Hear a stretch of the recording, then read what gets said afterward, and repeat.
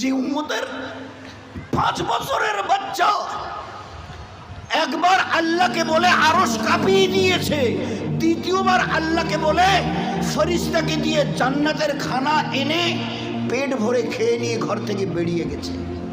5 বছরের বাচ্চা। তাবেঈনদের মধ্যে একটা দিন ছিল, আমাদের দিন ছিল দোস্ত। আমরা এই জন্য একটু নিজেকে খোদার সামনে ঝুঁকাতে একটু অভ্যস্ত হই, হ্যাবিচুয়েটেড হই। Try to B habituated,